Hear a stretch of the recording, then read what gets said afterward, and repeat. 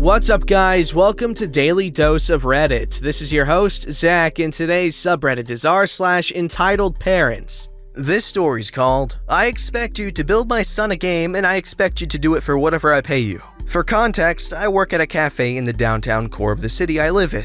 Today I was taking advantage of a lull between customers to talk to a friend about game design, and more specifically, a game I'm dreaming of developing one day. Granted, said dream though is probably a pipe dream in all honesty, given how time-consuming and expensive it is. We were talking about how the game's multiplayer would be structured when this story begins. Here's the cast. Entitled Kid. Entitled Mom. Friend. Me. Entitled Kid has been hovering around, obviously within eavesdropping distance for that last couple of minutes when he moves in and inserts himself into the conversation. Wow, that game sounds cool! Me, both enthused at the interest and annoyed at the intrusion. Thanks, I guess. What's it called? Where can I get it? It's not even built, it's just an idea. Yeah, but what's it called? Is it on Xbox? It's not an actual game, kid, it's just an idea in OP's head. What? Why not? Because I have no time or money? What? Can't you make time? And you make money here, spend it on making that game. It's gonna cost a hell of a lot more than my wage here. Liar. Excuse me?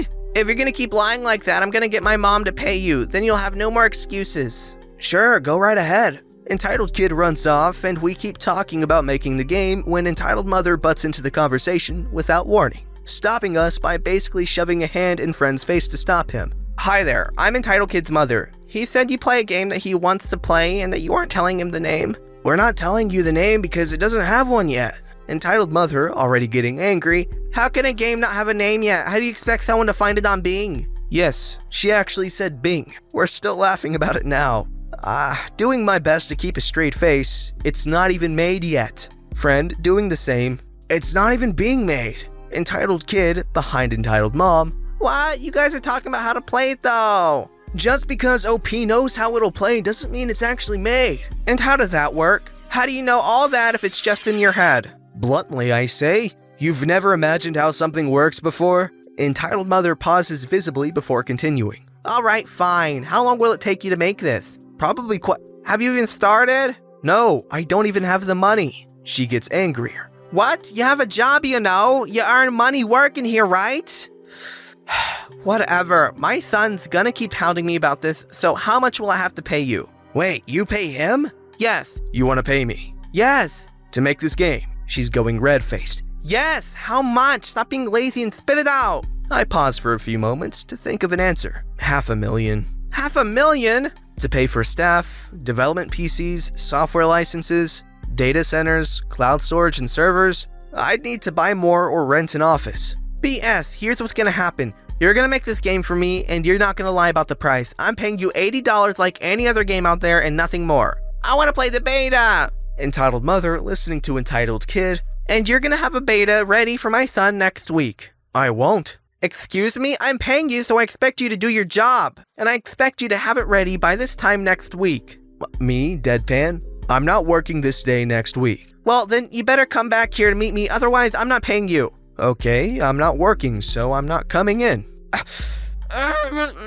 Enough. Beta, here this time next week, or I'm not paying you. Entitled Mother and Entitled Kid leave at this point. Honestly, I hope they do come back. My manager was watching in the background and she got a good laugh out of it all. Both her and I are actually kinda hoping Entitled Mother and Entitled Kid come back next week. If they do, we'll update you all. Okay, that's pretty funny.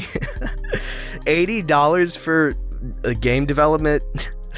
Yeah, right. Game development can be insanely expensive because it's a lot of work to do. Like, literally nothing in the game happens unless they coded it in there physically. They have to physically code that crap. Every single part of a game. If it's in there, they had to code that. Okay, I'm getting redundant at this point, but you get the gist. This story's called, Karen Wants My Shiny Pokémon for Her Son. Got a Halloween one for ya, featuring my misadventures playing Pokemon Go. Here's the cast. There's me, Matilda, because Karen is overused and she seemed like an odd duck. Officer. So I'm a coffee addict. I know, shocker. And as a coffee addict is likely to do, this morning I went for a stroll down to the Golden Arches for a cup of joe. And because walking and doing nothing is boring, I decided to play some Pokémon Go while I walked to get that sweet cup of magical bean juice. The walk there was pretty uneventful, a couple people just milling about doing their own thing. Get to McRichard's and get my sweet ambrosia and step outside. Proceed to whip out my phone and take the long way home to hit a couple stops and enjoy my coffee. I'm walking up to my first and what would turn out to be my last stop and spy our would-be antagonist and the demon she decided was a cute pet at the stop sitting at the heater that was in the gazebo built at the stop. I'm a few feet away and it happens. Cue Pokemon battle music. A wild shiny Misdreavus appears. To be fair, I had a lucky egg going. I load that sucker up with a berry and throw a great ball at it. I catch it, and in my drowsy excitement, I shout an exuberant, "Heck yeah!" This draws the ire of our antagonist. "Hey, don't swear, there are children around!" Reasonable reaction, I guess. I accept I'm in the wrong there. I did know Crotch Goblin was near, yet I still swore. My bad. Kid was like 6, so meh, I'll just head out. "Oh, sorry miss, I got a little too excited. Won't happen again. I'm just passing by, so I'll be out of your hair soon." "Good. What on earth would make you swear around a child?" "I'm playing Pokemon on my coffee run and just caught a shiny ghost I've been hunting. I got a little too excited and got carried away. My brain is still at the bottom of my cup." "Well, you owe my son something for what you did. Give him that Pokemon now." I'm going to assume a bunch of you know how that game works with trading, but for non-nerds, here's the TLDR. I can't give her Spawn, a rare Pokemon, without us playing together for way too long for a 28-year-old man to be chilling with a 6-year-old. Yeah, that's not gonna happen. Matilda resisting the urge to ask for my manager. "Excuse me?" Not gonna happen. I'm not giving your son anything. Not just that, I can't. "What do you mean you're not giving my son anything?" Exactly what I said. She finally mega evolves to a full-blown Karen. "You will give my son that freaking Pokemon now, you POS, or I will call the police and charge you with harassment." Me pointing at the camera in the park that watches the bums sleep in the gazebo. Go ahead. In true entitled fashion, she actually calls the police on me. I haven't even gotten within 5 meters of this woman, and I know the camera has seen it all, including my happy dance and catching that little crab. Spoiler, I can't dance. The Royal Canadian Mounted Police show up and, of course, Matilda instantly flies off the handle and starts spewing vitriol at them about how I'm basically Hitler. Seriously, she made me out to be a wandering child fan and serial violator in the same breath. I'm just leaning against a fence, looking bored and annoyed, throwing balls at passing Gaslies, sipping my coffee. Calm as can be, despite my annoyance, only because of the coffee. The officer approached me and asked me what happened. I was on my morning coffee run and playing some Pokemon Go on the way there. I caught something I've been hunting for a while and got excited and swore within earshot of her and her son. I hold up my phone displaying my new trophy. "Did you ever approach that woman? She's saying you tried to touch her son?" I haven't even been within a few meters of her. Check the camera. I've been here listening to her screaming at me because I accidentally said frick near a child and wouldn't do as she demands and give her child a rare Pokemon by way of apology. Matilda hears the word camera and goes white. Evidently, she missed me pointing right at it. She tried backpedaling really fast while the other officer is off checking the footage in his cruiser. He returns with his cuffs out. Not for me though, for her. They asked me if I wished to press charges. I told them yes. She was booked for filing a false police report, lying to an officer, and I'm not sure what else. I'll find out later. I'll update when I get more information. Come on, Matilda, Karen, woman, thing, person. Our boy here was just playing some Pokemon. So, Pokemon, go screw yourself. Ha ha. This story's called Entitled Trashy Parents with Their 3 Brats on Our Plane 1.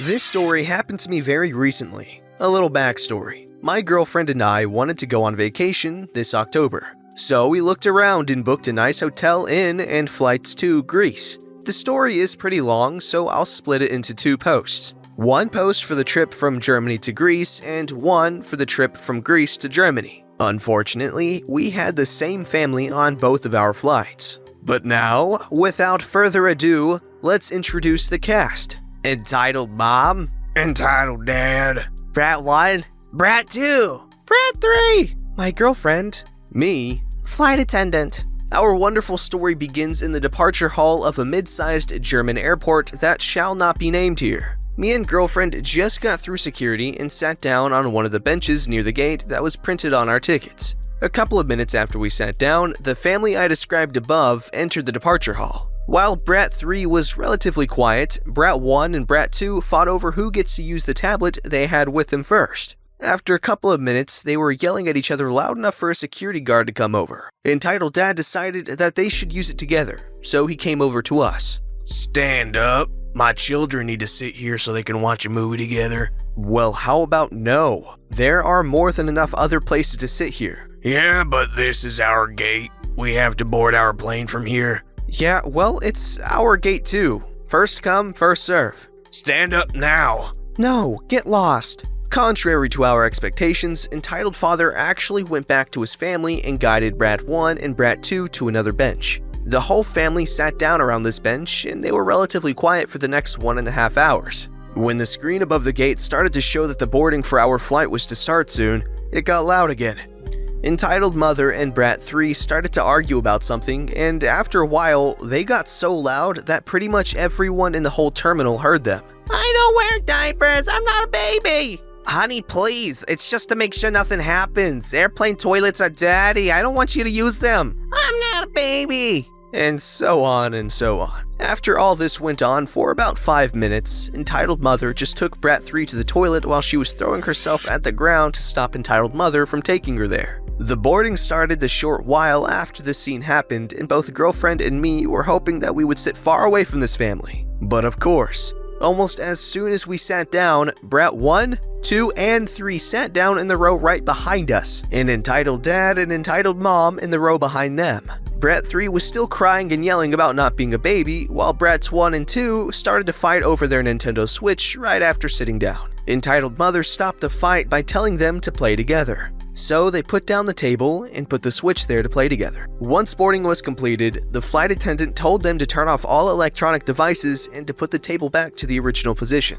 Brat 1 tried to argue with the flight attendant, but she just told him to do it or to leave the plane, which silenced him pretty fast. From here on, everything was pretty normal. The plane took off, the flight attendant started the service, and so on. Soon after the takeoff, the pilot told us that we should keep the seatbelts fastened for the whole flight due to expected heavy turbulences. Of course, Brats 1 through 3 didn't listen to that and started to jump around their seats right after we reached cruise height. About halfway to the flight, it started to smell pretty bad.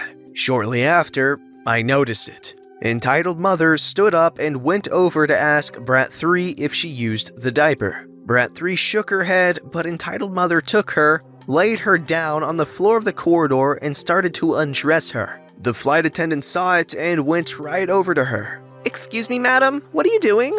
I changed my daughter's diaper.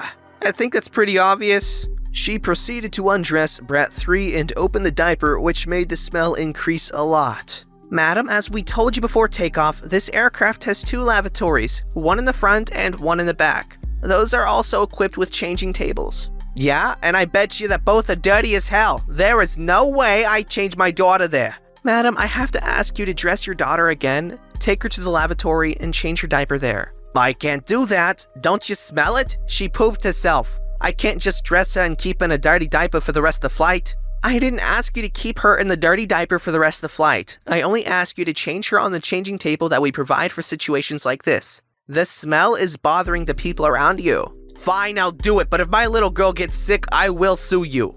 During this whole episode, Brat 3 kept crying and yelling at Entitled Mother. After this discussion, Entitled Mother threw Brat 3's pants on the floor, closed the diaper, and grabbed her bag and took Brat 3 to the toilet. Another couple of minutes later, she came back, put Brat 3 on her seat, and stuffed the dirty diaper in the bag on the seat in front of her and sat down on her seat.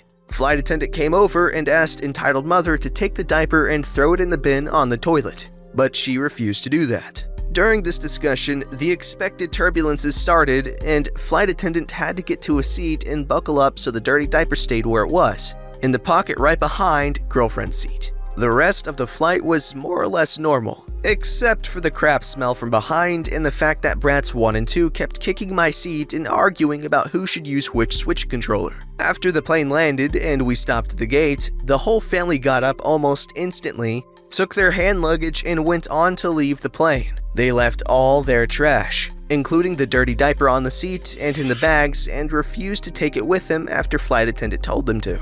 As soon as they left the plane and got into the arrival terminal in Greece, Brat 3 screamed at entitled mother that she wants to take off the diaper and that she isn't a baby anymore, while both Brats 1 and 2 kept mocking her for wearing it. While she took Brat 3 to the bathroom, Brats 1 and 2 got onto the luggage band and tried to surf on it until one of the security guards stopped them from doing it. Thankfully, entitled mother and Brat 3 didn't come back before girlfriend and me got our luggage, and the other kids stayed pretty quiet after the security guard talked to them. To be honest, this was one of the worst flight experiences in my life, only to be topped by the flight back to Germany and by one flight where the guy next to me threw up all over me. Okay, I'm not gonna lie, dude, that sounds absolutely terrible.